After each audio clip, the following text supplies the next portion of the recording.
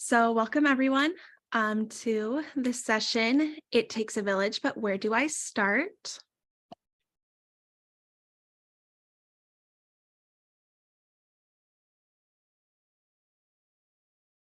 Sorry, I was waiting for more. This session, It Takes a Village, but Where Do I Start, is presented to you by Fostering Unity.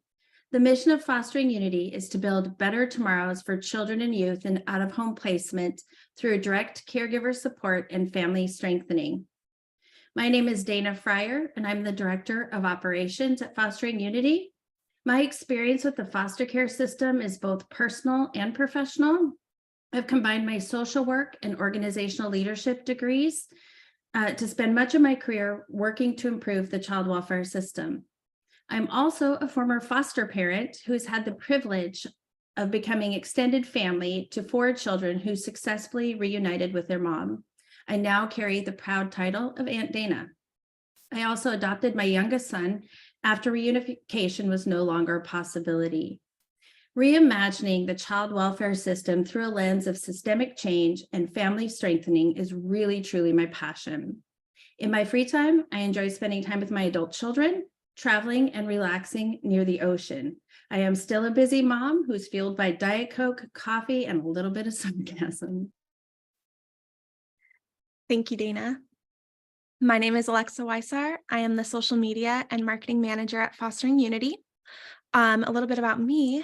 I grew up in a family who both fostered and adopted. I got to experience firsthand the joys of reunification as well as adoption, as well as what happens when the entire team works together and the system works in favor of those who are fostering and or adopting. If I am not working, I am probably at a bookstore buying another book. I am looking at another country to travel to. I also love going to spin class and baking in my free time. So now that you know a little bit about us, we want to know a little bit about you. We have a couple questions here. So you can drop them in the chat. We would love to kind of get to know a little bit about yourself. So in your life, do you know a youth involved in foster care or who has been involved in foster care? We'll give you a minute to respond.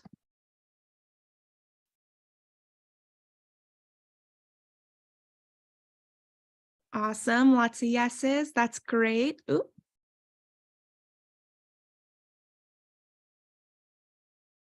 Perfect. Love to see it. All right, so question 2. In your life, do you know of an individual who is a caregiver? Caregiver is another term for foster parent, or maybe they were involved in a family who fostered. And again, you can drop them in the chat. Just love to see how everyone is connected.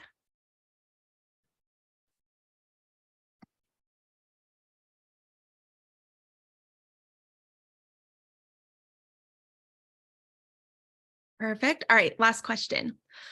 Do you think your life makes an impact on a youth in foster care or a caregiver?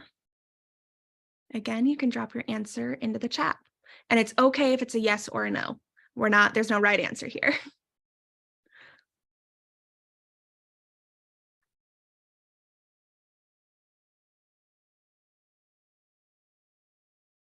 Yeah, maybe you're unsure, hoping so. Awesome. All right.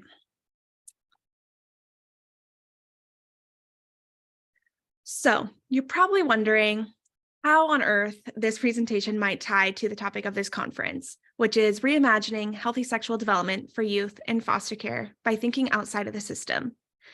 So to quickly answer that, so we can kind of be open to the rest of the presentation, when we're confident and aware of our roles and connections to those in care, we can start to set aside our bias and start accepting current policies, laws, curriculum, and implementing that knowledge and awareness into our actions in a meaningful way.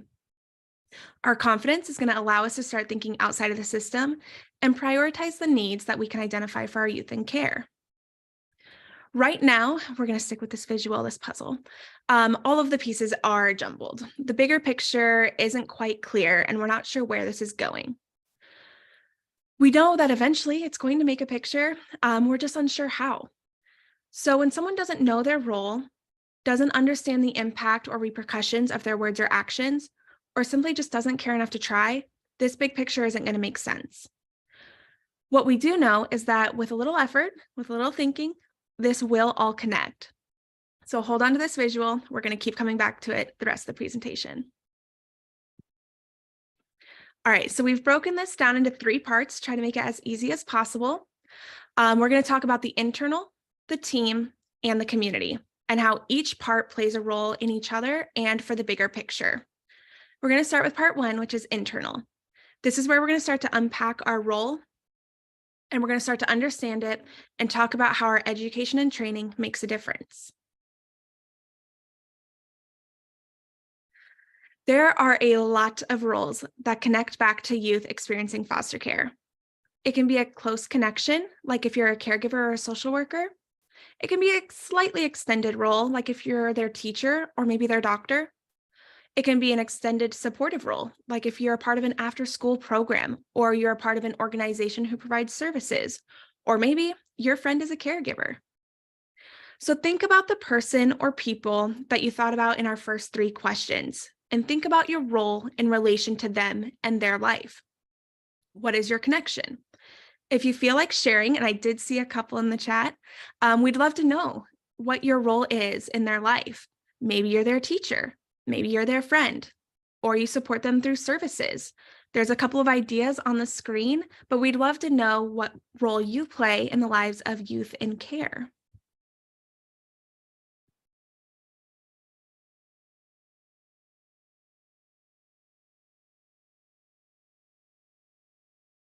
Oh, a sex ed teacher, that's a great one. Awesome. A lot of educators here. I love it. While you keep dropping those in the chat and keep them coming, I'm going to talk to you a little bit about my example, which is my role. So as I mentioned earlier, I am the social media and marketing manager at Fostering Unity. So you might think, how on earth does this role impact the life of youth in care? I hang out on social media. Well, I do a lot when I started to unpack my role.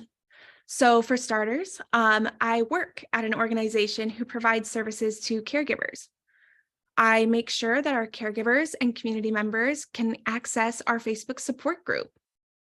I make sure that that support group stays up and running. It remains a safe space for people to turn to. I also make sure that, oh, I am getting told that my slides are not changing. Is that true? Is that?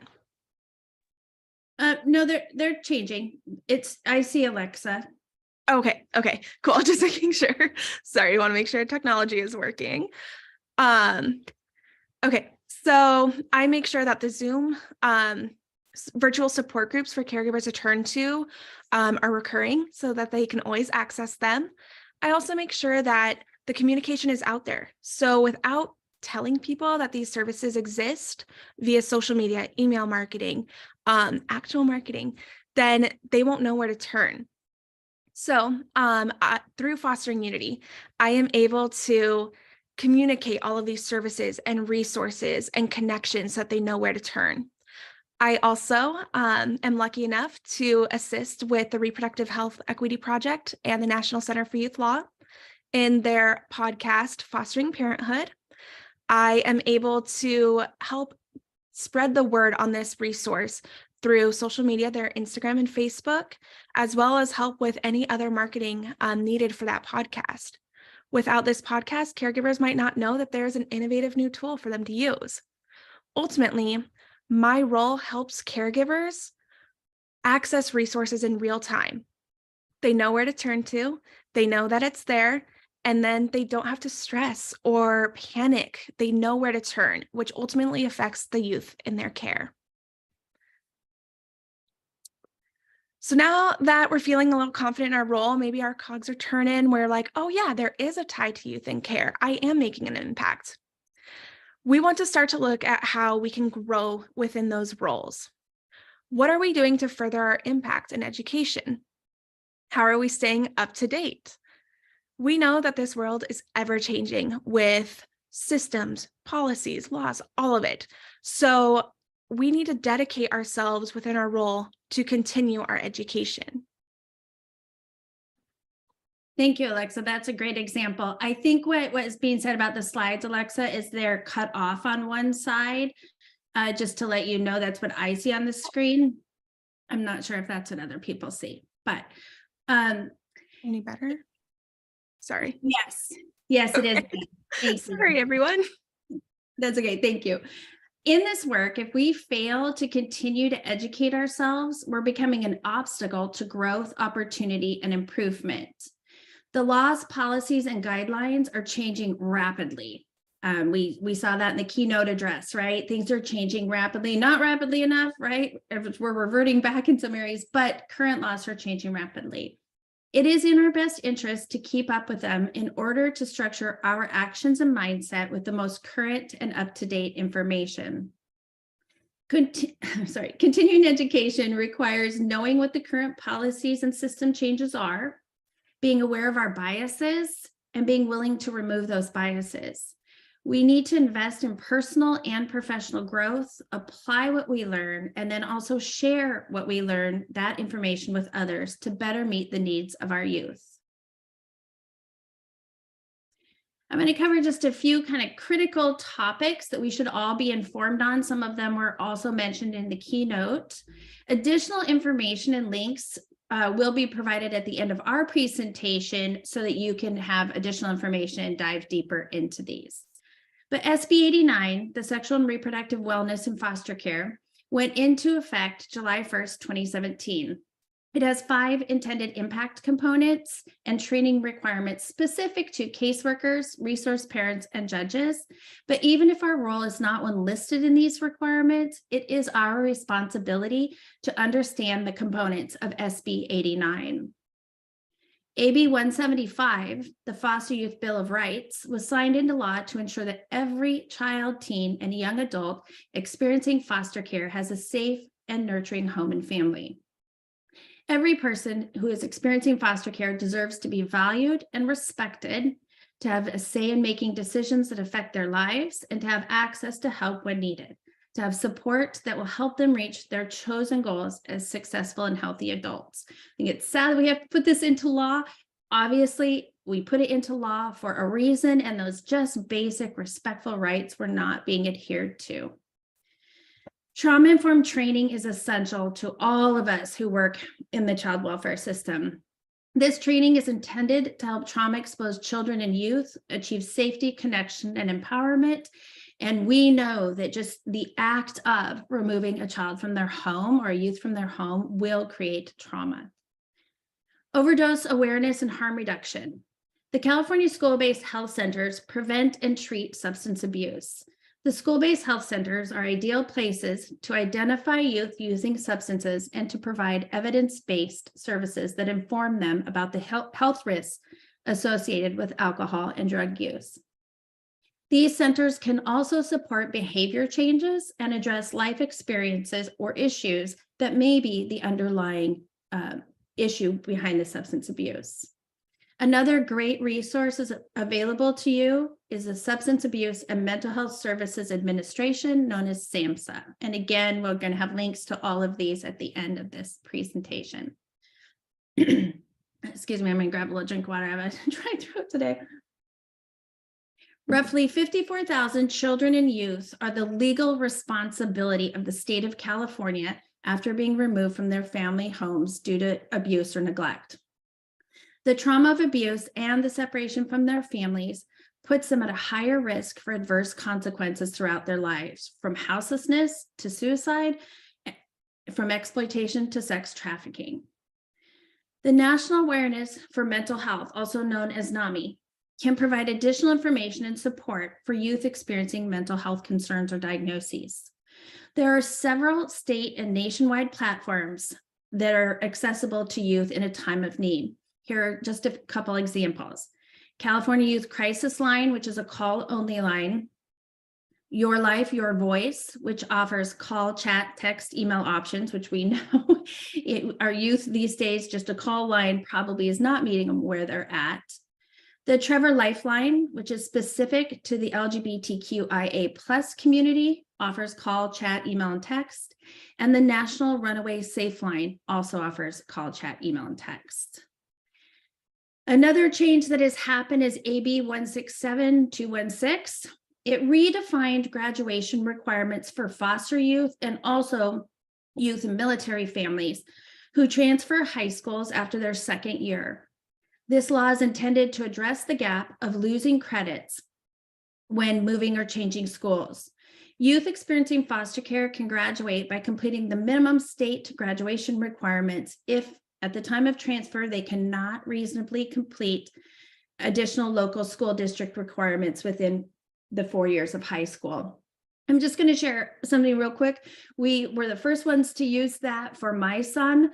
In his senior year, I wanted him to go for that additional English requirement that he needed. I also had to realize he was turning 18. He didn't want to be there. And so the choice was to risk him not graduating because he didn't return for that final credit, or to use this law that passed, and we opted to use it. There were hoops to jump through, but the good news is he left with a degree, even though he was lacking one English credit. So most of us here today have some personal or professional connection with youth experiencing foster care. Understanding your why are you here, and continually aligning yourself with the reason that you're here will ensure that you don't lose sight of your role. So we got to look at, why do we care, right? These aren't easy jobs. So why are we here? Why do we care? And we're going to look at what happens if we lose sight of our role, what happens if we don't understand our role, and what happens if we just don't care to educate ourselves to do our role better. Knowing your strengths allows you to step in on topics and situations that you're an expert in and make an impact. If you don't understand your strengths, the youth could be missing a huge advocate in their lives. If you keep your biases involved in your relationship, it could create an obstacle for the youth and stunt the ability for growth, stability, and independence. If you don't stay up to date on education and policy changes and modern guidelines, you can't provide accurate care, support, or resources for the youth, which could become a barrier for them. And if you're just not invested enough to hone your role, if you're not invested enough to hone the role you play in the life of youth experiencing foster care, you may be standing in the way of someone who could fulfill that role. Yes, continuing our education is critical. I actually have a note here because in the keynote session, Dr. Bridges said that young folks need to have access to authoritative figures with knowledge and resources to guide them. And I think that's huge. If our young folks don't know who to turn to and they do not trust who they turn to, then how can we move forward? So we want to acknowledge that things are ever changing, platforms are changing, resources are changing, and we will provide you a list with everything we know, but we're also curious. In your role, field, and profession, where do you go for up-to-date information? What resources and organizations do you use? We would love to hear about where you access all of this so that we can then expand our knowledge. If you want to drop them in the chat, we would love to. You could drop their website, their name, but where do you go to find your updated information? We'll give you a minute to maybe think on it, drop it in the chat.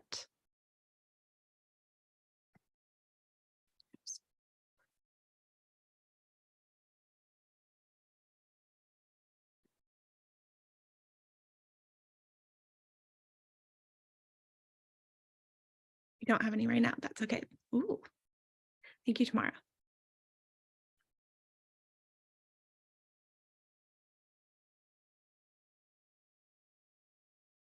All right, if any come up while we continue this presentation, please just drop them. That would be awesome.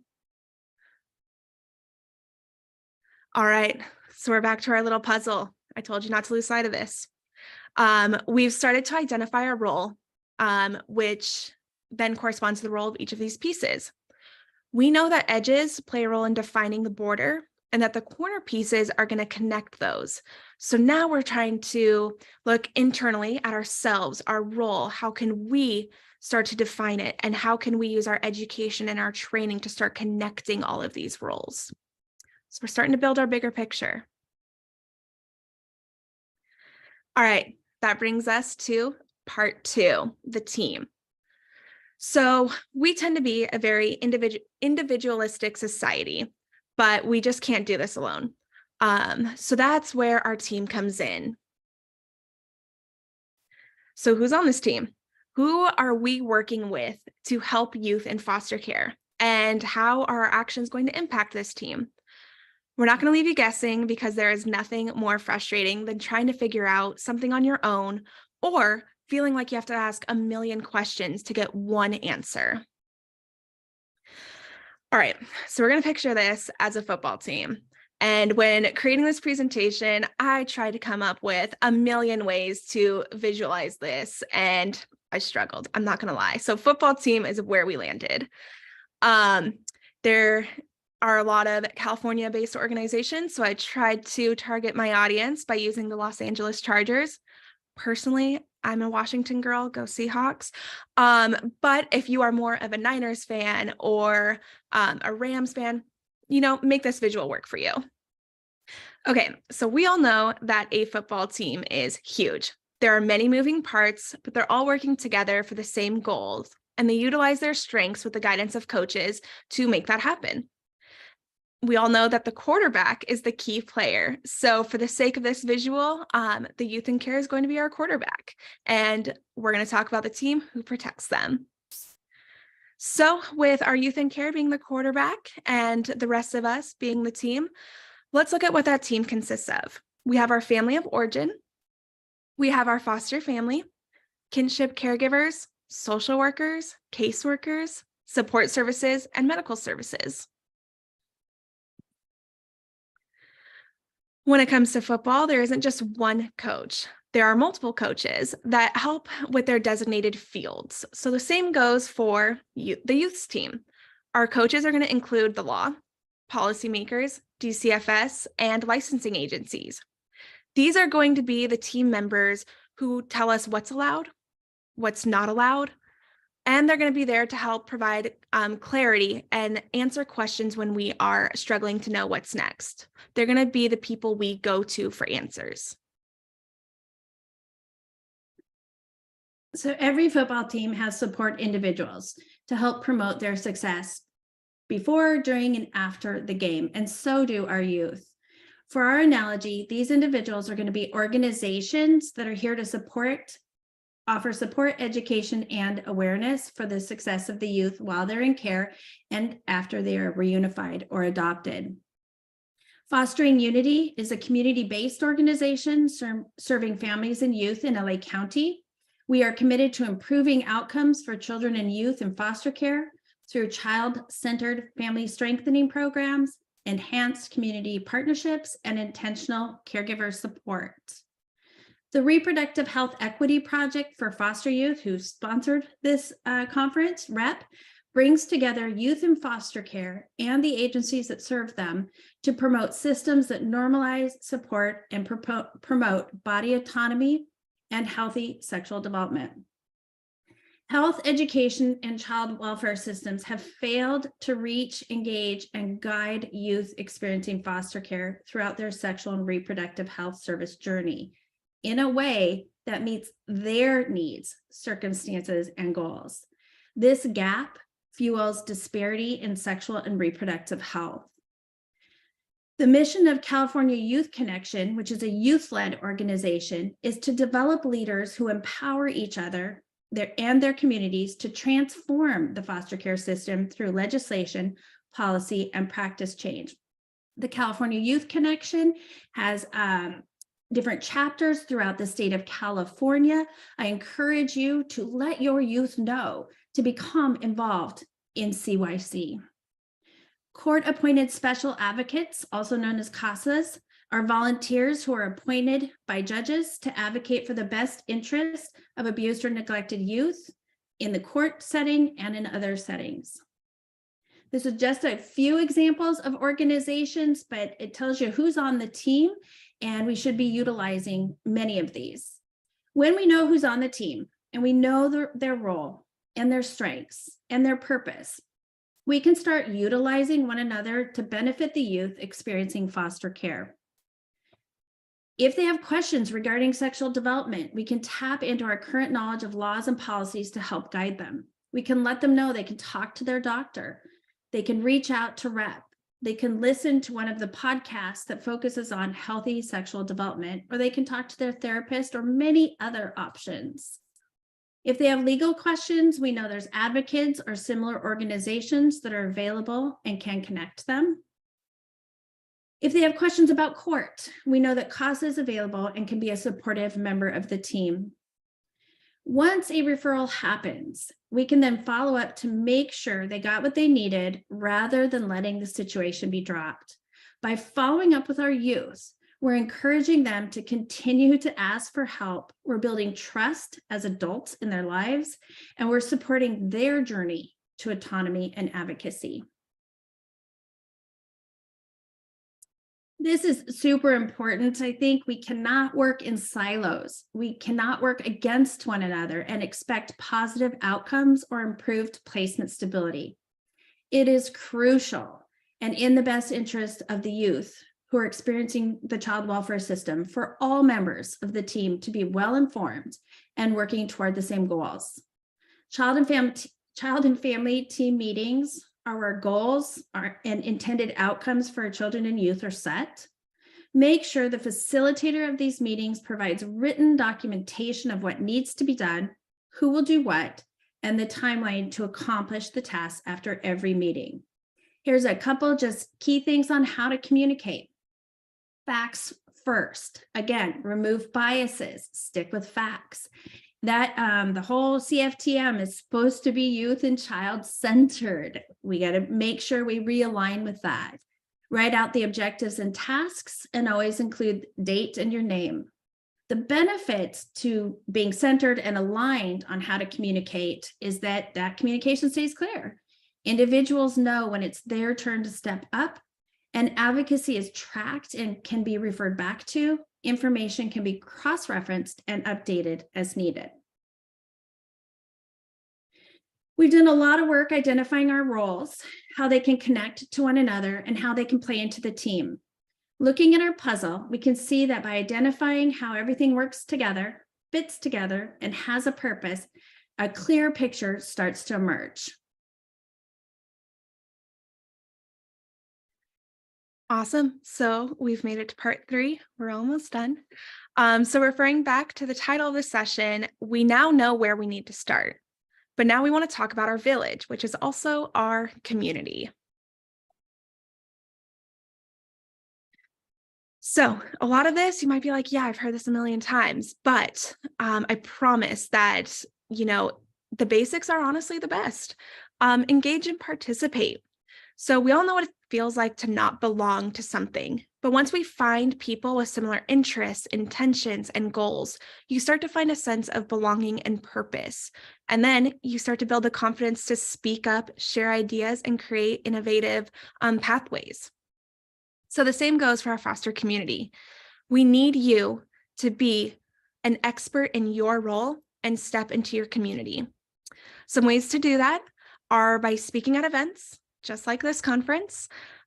You can also start to volunteer with different organizations. You can be on a board of the organizations. We are always looking for community members to want to participate and engage. You can speak about your areas of expertise on one of our podcasts. These podcasts cover so many different topics. Season 1 of Fostering Parenthood covered consent, LGBTQ youth.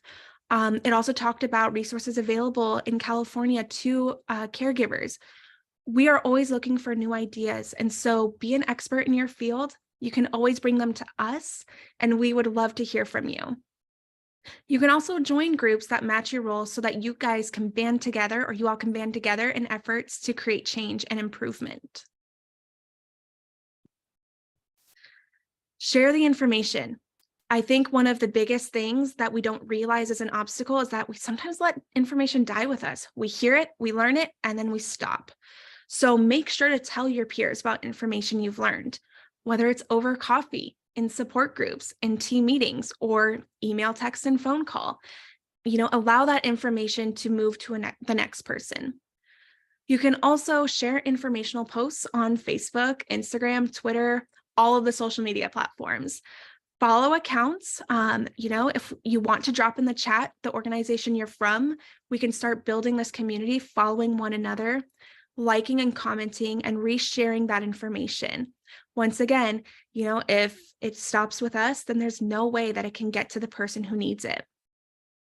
Make sure to share resources with your peers. If you know of resources like the podcast or an organization who specializes like advocates in the legal area and you hear them talking about their need, share that information. Don't just sit there, nod, and listen. Give them reasons to access this information. All right, and support. Make sure we are there for each other, because the only way we can move forward is if we have the support of one another. Support organizations like REP, Nickel, Advocates, JBay, Fostering Unity. Again, if you want to drop the organization you're a part of in the chat, we can start supporting one another. When we start making efforts to be involved, to support, to engage, that is where we can start changing and improving systems. Carry organizations' business cards, brochures, know their websites, so that when opportunities arise, like we had talked about earlier, where do you go for resources? Where do you go for updated information? You can provide that. All right, here we are with our little visual. We got one piece left. So we know our role, we know how it impacts the team, and we know how it benefits the community. All that's left is putting this information and awareness into action. We need to actually put it into practice in our life, and that is putting that final piece in. So ultimately, us dedicating our role and impact to the greater good will create improvements in systems. It will create innovative pathways for others to follow. And most importantly, it's going to create hope for our youth in care. So we're going to bring this full circle for you. When we follow the tie from ourselves and our role to the team, to the community, we are creating lifelines for youth in care. We are giving them a reason to trust what we say and what we do, so that they can focus on asking questions, healing from their trauma, and experiencing their childhood just like their peers. As Dr. Bridges mentioned in the session earlier, we ought to be working towards the goal in which young folks have access to authoritative figures who have knowledge and resources to guide them in their life, which includes their healthy sexual journey. We need to be those knowledgeable adults. Cody, who also spoke, mentioned that youth in foster care are having to advocate for themselves alone, which is scary. We need to do more to help them advocate so that it's less scary and more empowering. We can only do that if we are confident in our roles and our impact. All of this interconnectivity allows the child to feel supported by every adult in their corner so that they can focus on their future. So I want to drop a couple links for you so that you can start supporting and engaging in your community. I'll drop the Fostering Unity social media, as well as the Fostering Parenthood. Just give me 1 sec to do that for you. Links are a lot easier. Just click.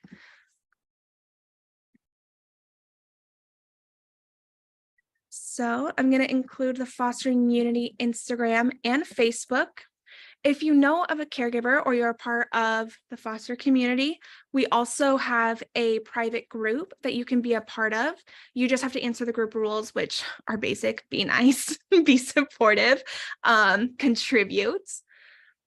And then also the Fostering Parenthood podcast Instagram is available, as well as its Facebook.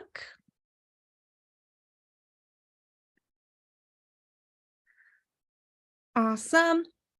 And then also Fostering Unity is in partnership with Rep on the Fostering Parenthood podcast.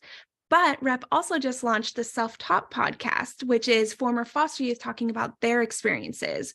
And so I wanted to name drop that podcast. I believe they have 3 episodes out right now. But while you're at it, make sure to give them a follow. And then, give me one sec. We wanted to show you really quick the Fostering Parenthood season 1 compilation, which was put together by our wonderful podcast producer, Chloe LaValle. This just kind of gives you a sense of what resources are out there. And so when we first created this podcast, in our mind, we were thinking this is going to be for caregivers, it's going to help them out. But immediately upon starting this project, we learned that it's not just for caregivers. It is for educators. It is for social workers. It is for anyone who is involved in the foster community. So we're just going to take a couple minutes to watch that. If for any reason you cannot hear or anything like that, just let me know. Hi, I'm Dorothy Daniels, and I'm the podcast host for Fostering Parenthood. I'm also a caregiver. In season 1, we shared in laughter. We learned tips and tools. We also had some heartfelt moments. Here are some clips from season 1.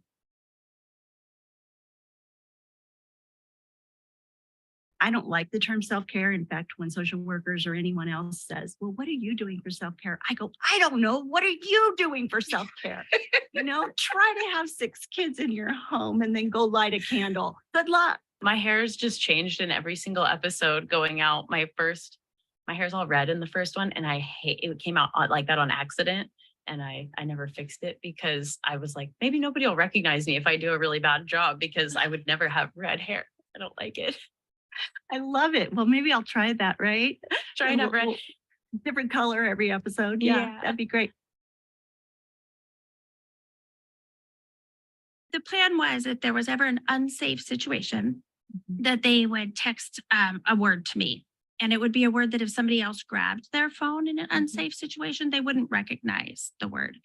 Our word was Mayberry. What I knew is if I received that from my kids, I wouldn't call to ask. I would get in my car and go directly where they were. Now, we also had to share locations, right? And not because I wanted to be up in their space, because it was a safety plan. So if they used that word, I just dropped everything, went directly to where they were. And I said, we have a family emergency. I need you to come with me. If in that time they're like, no, I'm fine now. Nope. That's not how the safety plan works. You initiate the safety plan. I move immediately without question. You come with me immediately without question, then we can work through it at home. But the idea of a safety plan is that you're really in a situation you cannot remove yourself from. You need your trusting adult to step in. And so I bring that up in this because we know that, we might be in a situation where we gave consent, we pulled back consent, and is that person accepting it? Am I safe? And so we just called that our out plan, right? Our safety plan. Can you define non-binary? Thank you. I can. So non-binary is a term that a lot of people are a bit confused about, but it's basically an umbrella term for anybody who is not fully male or female. Some people who identify as non-binary might consider themselves to be a combination of male and female.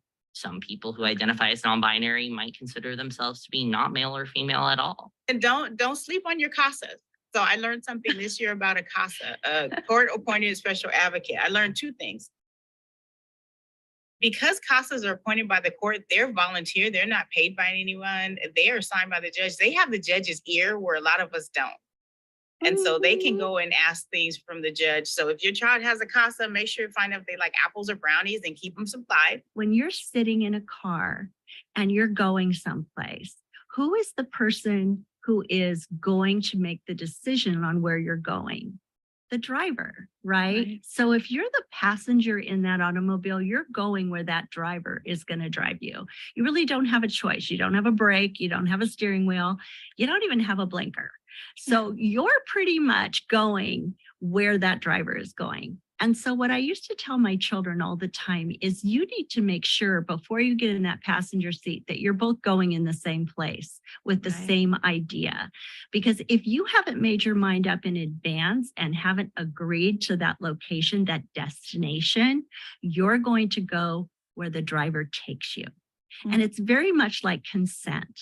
Have like equal standards for your gay kids and straight kids and bi kids, for your also asexual kids. I haven't mentioned that very much, but asexuality is where you're just not attracted to anyone. There are kids who are like that. There are adults who are like that. But also your trans kids and your like cis kids have like similar standards, because like, for example, if you have like a straight daughter and you're just like, no sleepovers with boys, you better also say for your gay son, no sleepovers with boys. Like one of the like, Absolutely, instead of right? or if you're okay with your straight daughter having sleepovers with boys, you better also be okay with your gay son having sleepovers with boys. Don't have a double standard. I also think that we try to protect young ones no matter what. We try to protect them from seeing conflict with adults. And I think within reason, I don't think we should be protecting them. I think we should be showing them the conflict and the resolution and how we go about fixing those problems, not necessarily keeping it behind closed doors with, some discretion. Yeah, such good advice. Even using techniques like mirroring, oh, I hear your feeling, right? Just to kind of check and balance that you're on the same page would be really helpful tools. I didn't feel very accepted and I didn't feel very safe in my environment. I didn't even come out as trans until I turned 18 and I finally was able to get my own apartment, because I just did not feel safe or secure being able to confide that into my old foster family, who unfortunately also wasn't it for the money, got rid of me when I turned 18. It was a struggle. I really wish I had a supportive family, because that would have changed a lot. I might have been able to transition earlier. I might have been able to embrace my full self earlier. I'll never forget, almost to the day, to the minute, that you called me mom for the first time. For 3 years, I didn't have a name. I wasn't Aunt Dorothy. I wasn't Dorothy. I wasn't Miss Daniels. I was, hey, you, or you would wait until I looked at you so that then you could ask me a question because you didn't know how to call me over. Yeah. And I remember in the kitchen, still to this moment, that you said, Mom. And I turned around and I went to myself, did you just call me Mom? And it was probably one of the happiest days of my life. Can you share a little bit about that? Because I don't know what made that happen.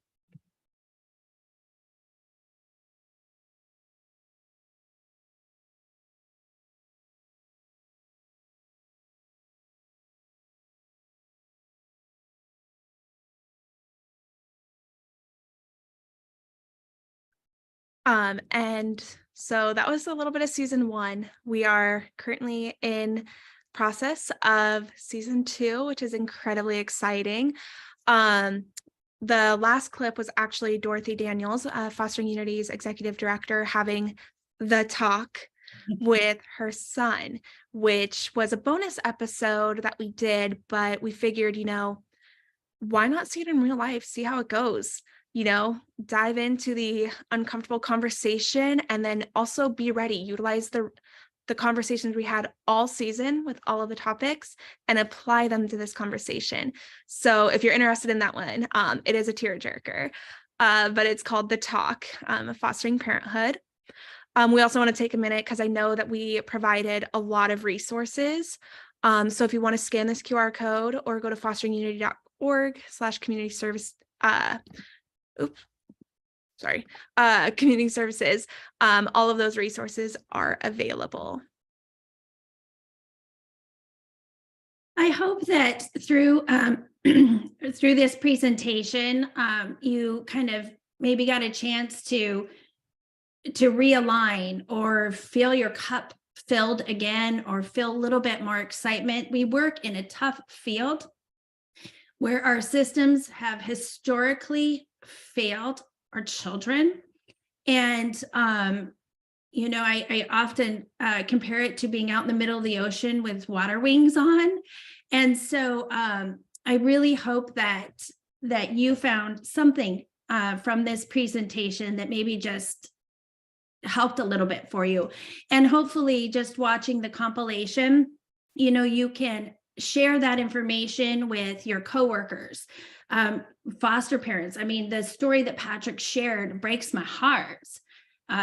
It's hard for me to even talk about it without tearing up, because his foster family failed him.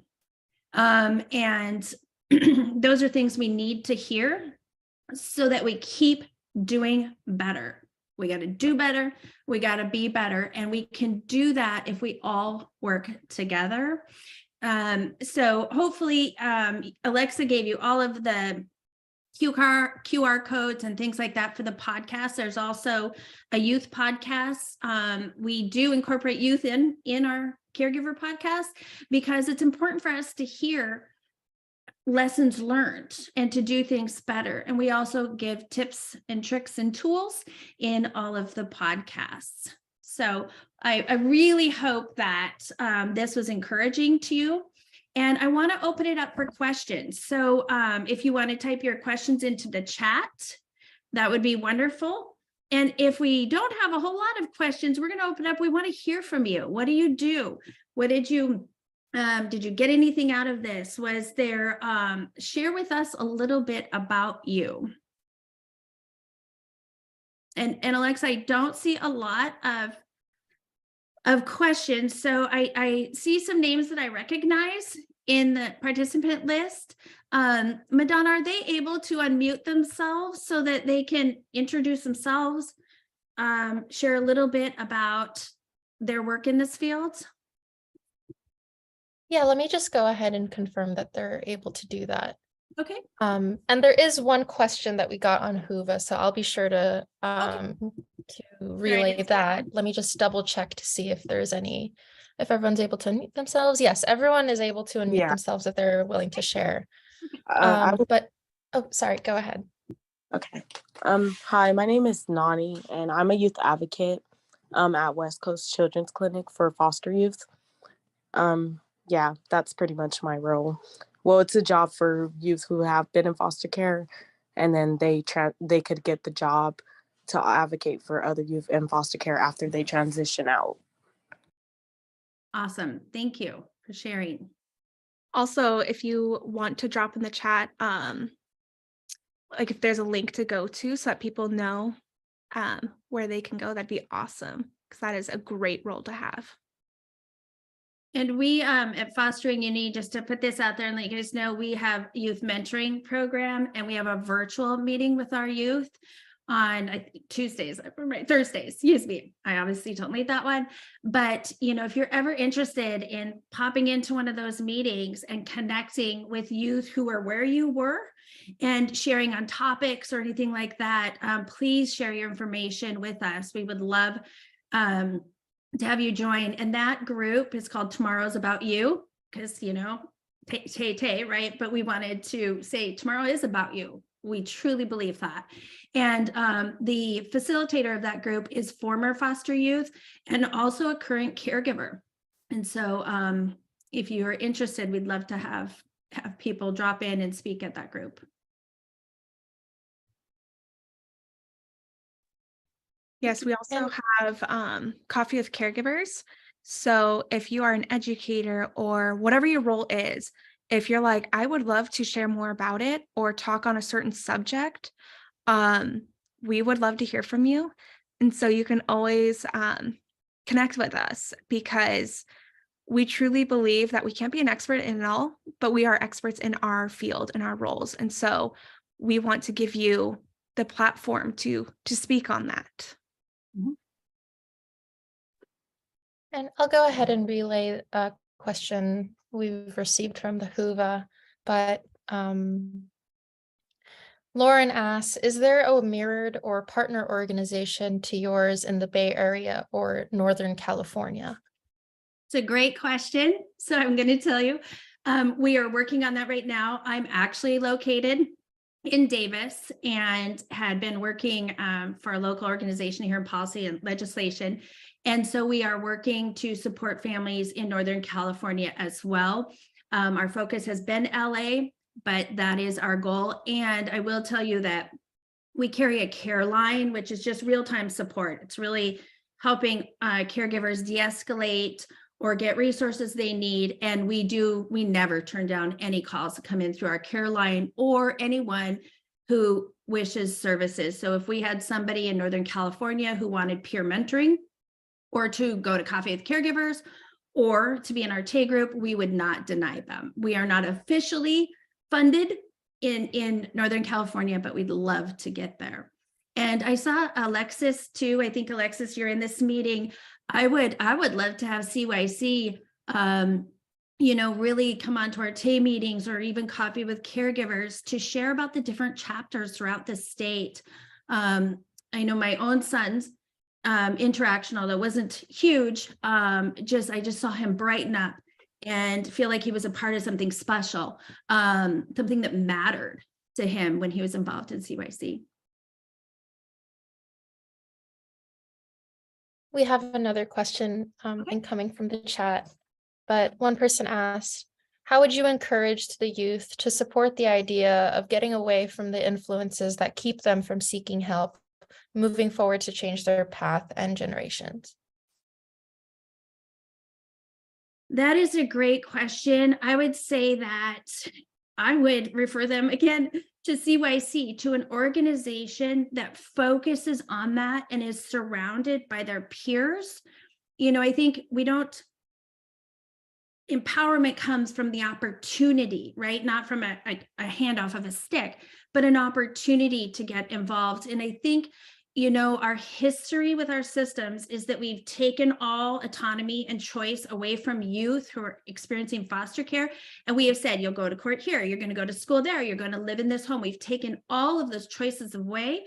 And so for us to just expect them to take them back without an opportunity to get that power, to find their own internal power and write their own story, it is difficult. But I think organizations like CYC, JBay, different youth-led type organizations are really the key. The rest of us can support, right? But I think, again, we're adults and we have our role, we have our importance.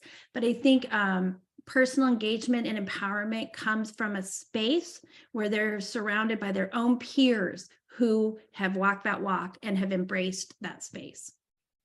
Yeah, and if I could add to that also, don't assume they know where to turn or they know where to go.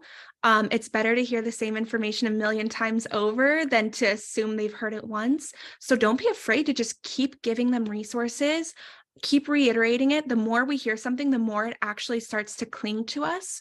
So just keep, even if they don't listen to you the first, second, 12th, 20th time, keep it going. Keep telling them where to turn, keep giving them the website, the different groups who text. Kids love texting.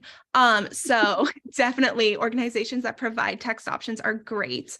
So just keep reiterating it. Also, surround them with maybe resources that don't outwardly present them as help, but can empower them. So like the youth-led podcast, self-taught, tell them, oh, here's a podcast for you. Podcasts are very hip and trendy. The more they start listening to those episodes, the more they'll start to feel like they can make those changes. And they might hear a topic that you once talked to them about. And so they'll be like, okay, I heard it here. I know you gave me this resource. I'd love to circle back. And they can start then taking the steps for change. So definitely just keep at it also, because a lot of times we don't want to be told, that we need to change or so-and-so knows best, but the more we hear it, the more it's going to empower. So keep that up.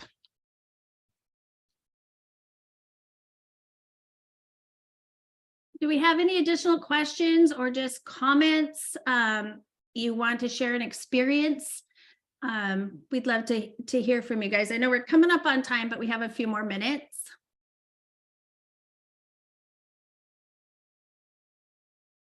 And I appreciate those who are dropping links in the chat. This isn't so much of a question, so much as a opinion that someone had dropped in the chat.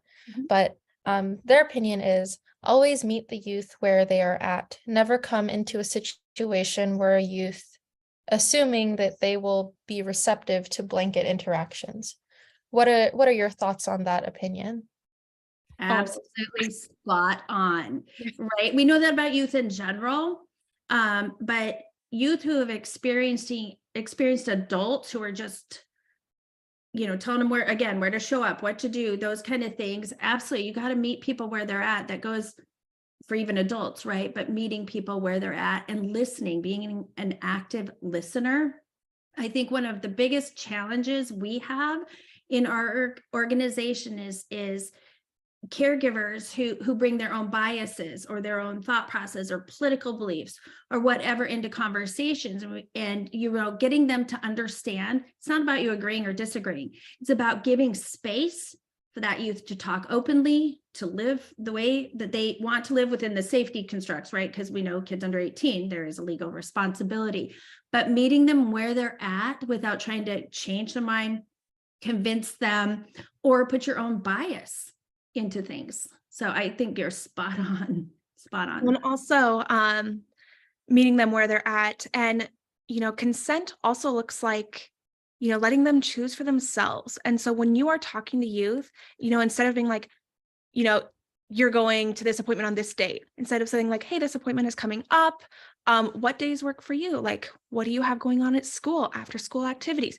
Start putting things in their court, meeting them where they're at so that they can start to build the autonomy of making their own decisions. I think that's a huge part, instead of lecturing down, like you're going to this appointment, it's, oh, hey, every year we got to do a wellness appointment. What days work? Everyone hates Mondays. So, it's like, what works for you? So I think also that's something that's important is meet them where they're at and let them choose what works well for them. Of course, like Dana said, within a certain degree, but start empowering them. I've said it so many times, empowerment, but I think that's the biggest thing is we need to empower our youth to advocate for themselves, but also know that they're supported by the adults that are on their team.